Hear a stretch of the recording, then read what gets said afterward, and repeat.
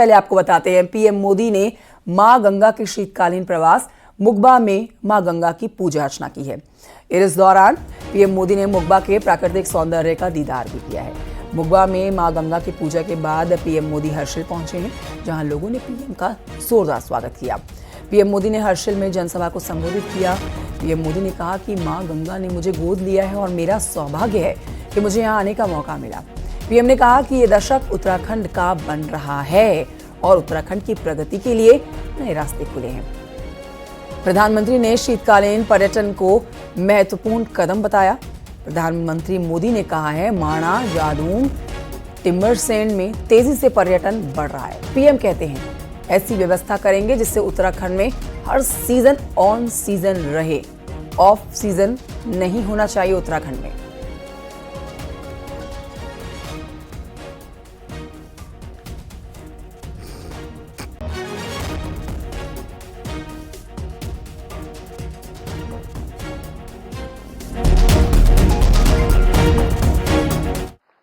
मां गंगा की कृपा से ही मुझे दशकों तक उत्तराखंड की सेवा का सौभाग्य मिला है। मैं मानता हूं, उन्हीं के आशीर्वाद से मैं काशी तक पहुंचा और अब सांसद के रूप में काशी की सेवा कर रहा हूं। और इसलिए मैंने काशी में कहा भी था, मुझे मां गंगा ने बुलाया है। और कुछ महीने पहले मुझे ये भी अनुभूति हुई कि जैसे मां गंगा ने मुझे अब गोद ले लिया है, ये मां गंगा की ही दुलार है। अपने इस बच्चे के प्रति उनका स्नेह है कि आज मैं उनके मायके मुखवा गांव आया हूं।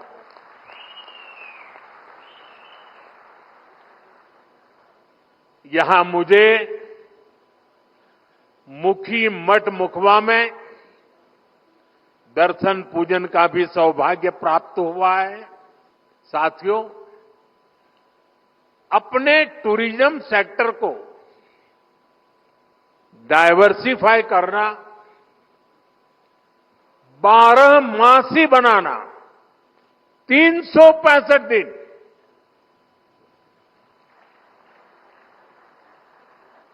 ये उत्तराखंड के लिए बहुत जरूरी है।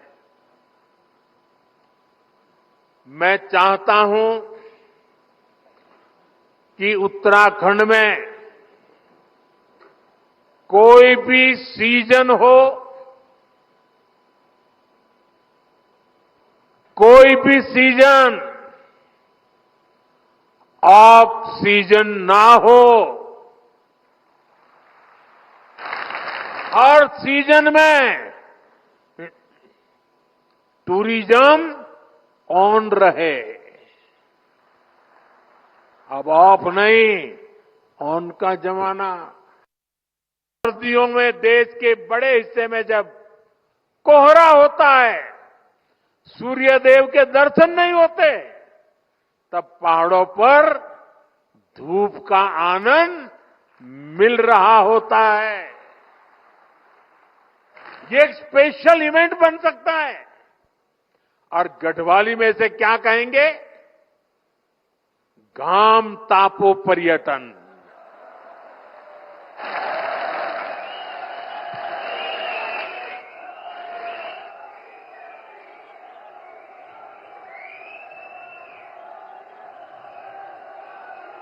सही है ना? घाम तापो पर्यटन। इसके लिए देश के कोने कोने से लोग उत्तराखंड जरूर आए। खासकर हमारे कॉरपोरेट वर्ल्ड के साथी वे विंटर टूरिज्म का हिस्सा बने। मीटिंग्स करनी हो, कॉन्फ्रेंसेस करनी हो, एग्जीबिशंस करने हो, तो विंटर का समय और देवभूमि, इससे होनहार कोई जगह नहीं हो सकती है। मैं कॉरपोरेट वर्ल्ड के बड़े महानुभावों से भी आग्रह करूंगा, वो अपने बड़े बड़े सेमिनार्स के लिए उत्तराखंड आए, माइस सेक्टर को एक्सप्लोर करें। यहां आकर लोग योग और आयुर्वेद के जरिए रिचार्ज और री एनर्जाइज भी हो सकते हैं।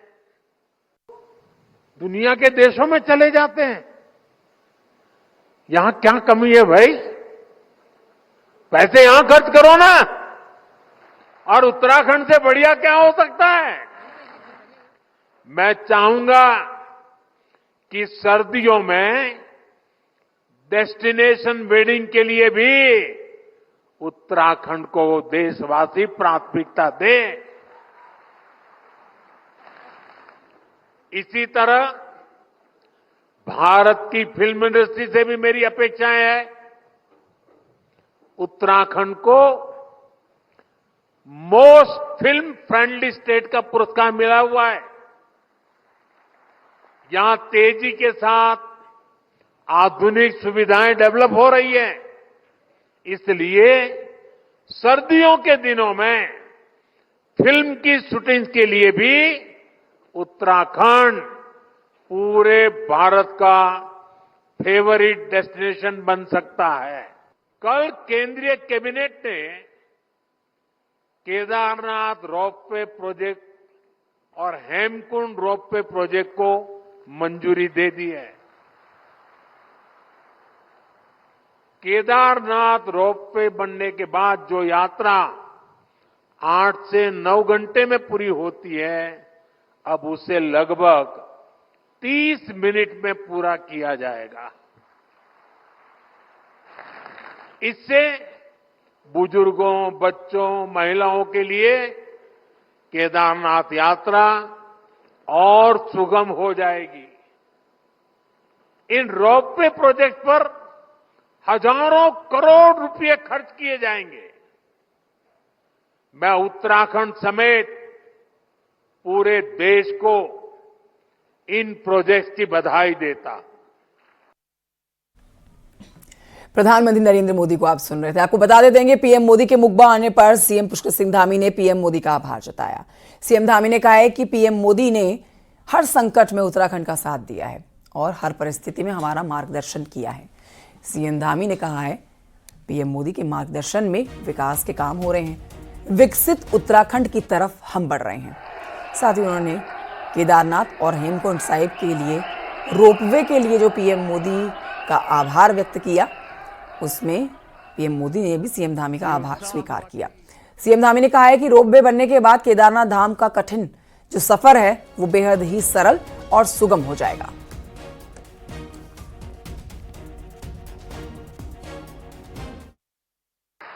आदरणीय प्रधानमंत्री जी के आगमन से न केवल शीतकालीन यात्रा को बृहद स्तर पर बढ़ावा मिलेगा, बल्कि इस सीमांत क्षेत्र में ट्रैकिंग, माउंटेन बाइकिंग के साथ साथ दूसरी एडवेंचर एक्टिविटीज को भी बढ़ावा मिलेगा।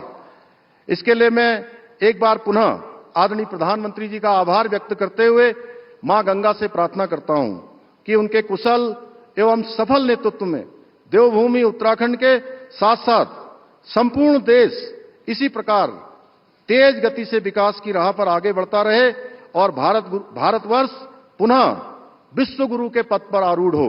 भाइयों बहनों, इस वर्ष हमारे राज्य में कुमाऊं और गढ़वाल के बीच में होने वाली नंदा राज्यात यात्रा जो 2025 में प्रस्तावित है, 12 वर्षों बाद जो यात्रा होती है, उसका आयोजन भी सितंबर से अगस्त के माह में किया जा रहा है।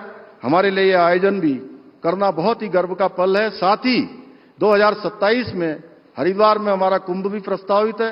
दोनों ही जो बड़े धार्मिक आयोजन हैं, हम आदरणीय प्रधानमंत्री जी का मार्गदर्शन लेकर उसको भी ऐतिहासिक बनाने का काम करेंगे। इसी आशा और आकांक्षा के साथ इन पंक्तियों के साथ मैं अपनी बात समाप्त करता हूं।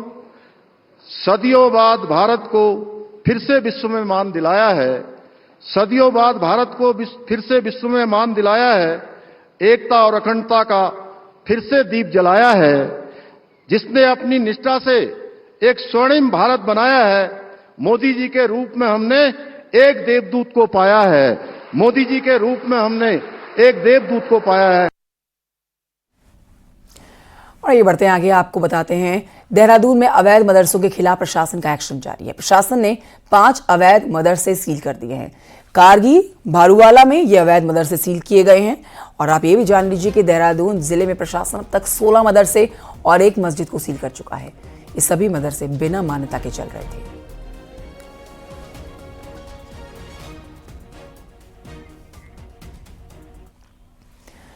लोगों को राहत पहुंचाने के नाम पर पिथौरागढ़ में भले ही कई तहसीलें बनी हों, लेकिन अधिकारियों की कमी के चलते ये शोपीस ही साबित हो रही हैं। साथ ही अब इस मुद्दे पर सियासत भी गरमा रही है प्रदेश में। देखिए रिपोर्ट।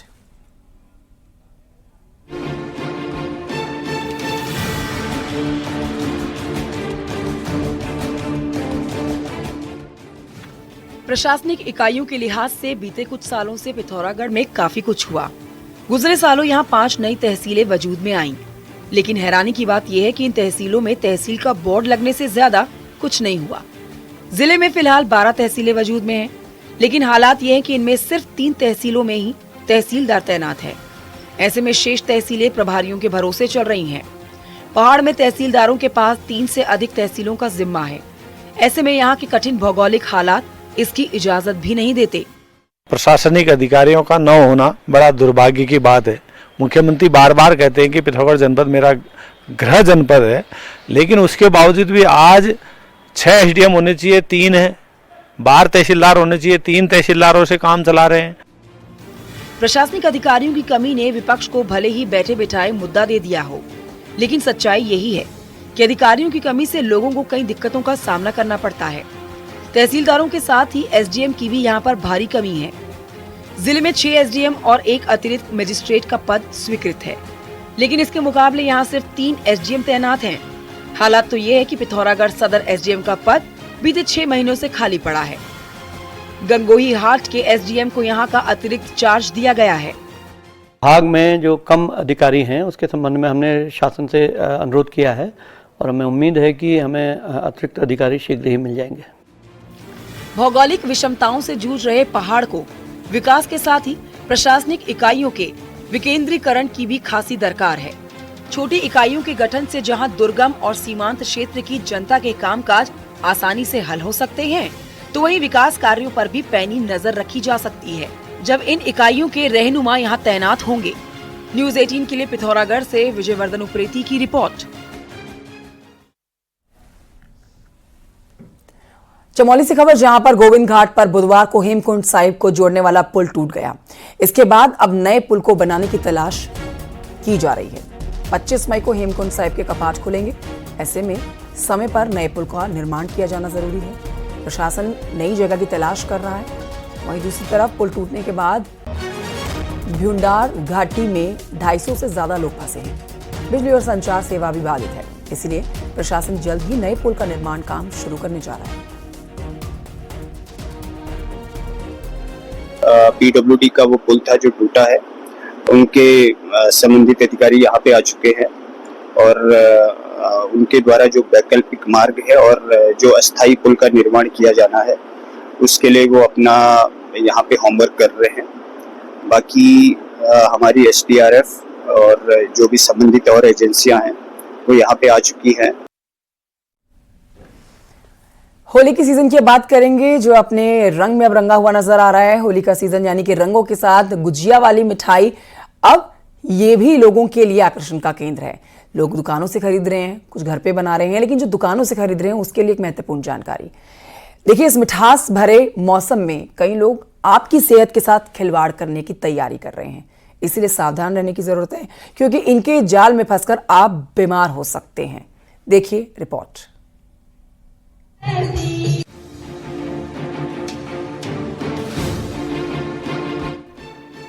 की इस हलचल के बीच कुमाऊं का सबसे बड़ा बाजार हल्द्वानी इन मीठी मीठी गुजियाओं से महक उठा है।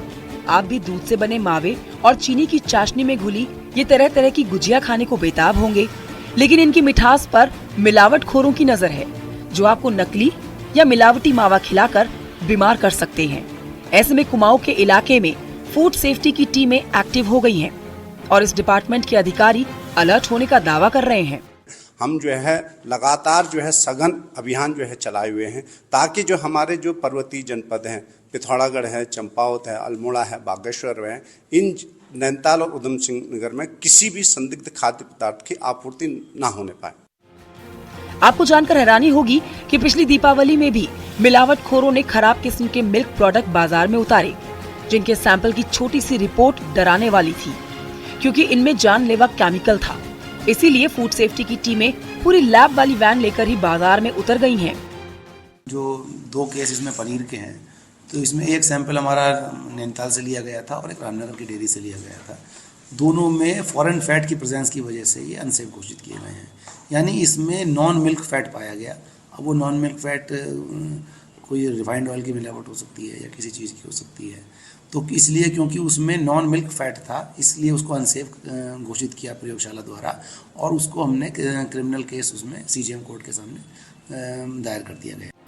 जाहिर है मिलावट का जहर गहरा है, फूड सेफ्टी टीमें अलर्ट हैं, लेकिन इसके बावजूद यूपी के मुरादाबाद, रामपुर, बरेली और बदायूं से आने वाला मावा हमेशा से ही संदेह के घेरे में रहता है, जो उधम सिंह नगर के मैदान से लेकर पहाड़ वाले नैनीताल, अल्मोड़ा, बागेश्वर होते हुए सीमांत चंपावत और पिथौरागढ़ तक पहुंच रहा है।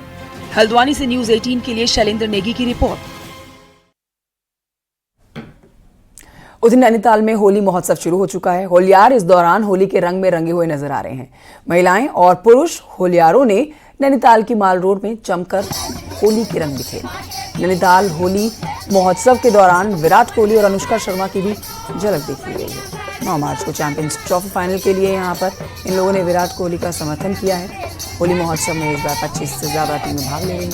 स्कूली बच्चों को भी इससे जोड़ा गया है ताकि इस दौरान महिलाओं ने स्वांग करके समाज की कुरीतियों को भी दिखाया है, उस पर बात किया है। तस्वीरें आपको दिखा रहे हैं और आपको बता देते हैं कि नैनीताल में हर साल होली महोत्सव आयोजित होता है, जिसको देखने के लिए पर्यटक पहुंचते हैं। नैनीताल का होली महोत्सव 14 मार्च तक चलने जा रहा है, जिसके बाद 15 को छलेडी के साथ समापन होगा। अरे हमें तो होली भी खेलना है और इंडिया को जिताना है।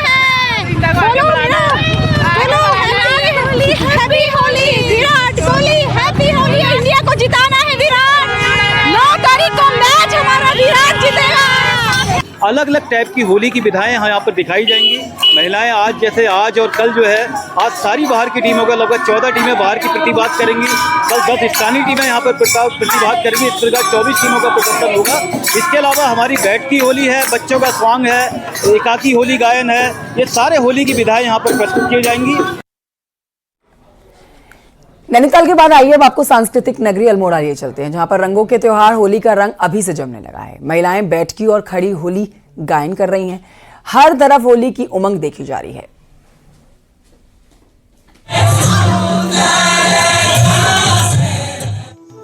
सांस्कृतिक नगरी अल्मोड़ा इन दिनों होली के खुमार में है। महिलाओं की बैठकी और खड़ी होली की हर तरफ धूम है।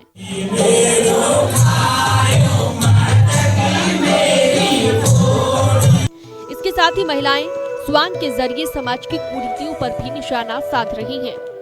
महिलाएं अपने घरों से निकल के आई और हर्षोल्लास के साथ उन्होंने इस पर्व को बना रही हैं, काफ़ी उमंग के साथ इस त्यौहार को बना रही हैं, क्योंकि जैसा कि हम जानते हैं कि जो हमारे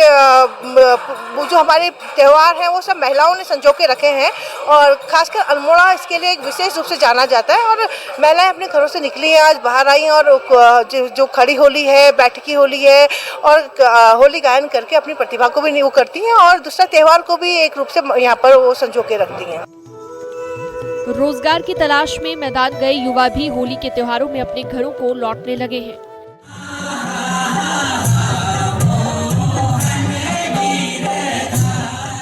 जो 15 मार्च तक होली का आनंद लेंगे। पहाड़ों में होली कई रागों और रसों में गाई जाती है।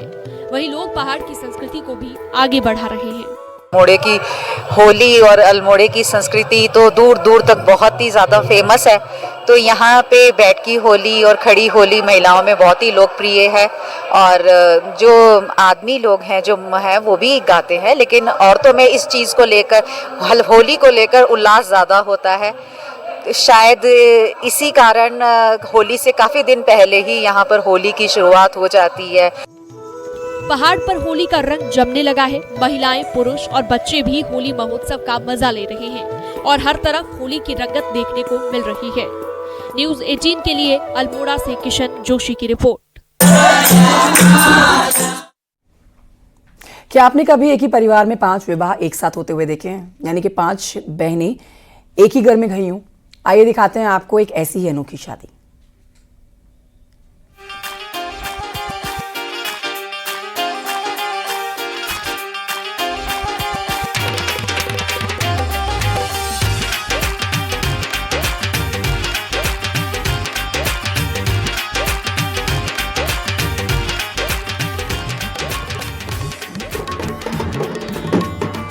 देखने में आम शादी समारोह की तरह लग रहा ये एक अनोखा वैवाहिक समारोह है। जौनसार बावर के पंजिया गांव की एक ऐसी शादी इन दिनों सोशल मीडिया पर सुर्खियां बटोर रही है, जिसमें गांव के 2 भाइयों ने अपने 5 बेटों की एक साथ शादी की। और हैरानी की बात ये है कि शादी के कार्ड पर भी 5 शादियों का एक साथ ही जिक्र किया है। गांव के 2 भाई कलम सिंह और देशराज ने अपने 5 बेटों की शादी कर एक अनोखा संदेश भी दिया है। इस कार्ड में परदादा, दादा, चाचा, भाई सहित परिवार के बहुत से नाम शामिल हैं, जिसमें जौनसार बावर की सामूहिक परिवार प्रणाली की झलक देखने को मिलती है। जहां आज के दौर में लोग शादियों में बेतहाशा खर्च करते हैं, वहीं ऐसी अनोखी शादी आज के समाज को एक बेहतर संदेश भी देती नजर आ रही है। जैसे हम उधर अपनी ड्यूटी करते हैं, सब मिल के रहते हैं, एक साथ रह के हर चीज़ जो काम करते हैं हम मिल के करते हैं, तो हमें आसान हो जाता है और आराम से हो जाता है और सब मिल के रहते हैं, इससे प्यार हमारा बढ़ जाता है। तो इसीलिए हम सोचा कि सारे भाई मिल के करते हैं। बहुत अच्छा लग रहा है। हाँ जी बिल्कुल। दौर में बहुत महंगाई है, तो इसी सामूहिक ब्याह में महंगाई को देखते हुए भी खर्चे की भी बचत हो जाती है, समय की भी बचत हो जाती है, परिवार में भाईचारा बना रहता है। भले ही ये लोग एक अनोखी शादी हो, लेकिन जौनसार बावर में ये एक सामान्य शादी है, जिसमें पारिवारिक मेल और सामूहिक परिवार की खूबसूरत झलक देखने को मिलती है। जौनसार बावर में एक ही समय में कई भाई बहन की शादी एक साथ होना सामान्य बात है, लेकिन 5 भाइयों की शादी एक साथ होना सोशल मीडिया पर चर्चा का विषय बना हुआ है।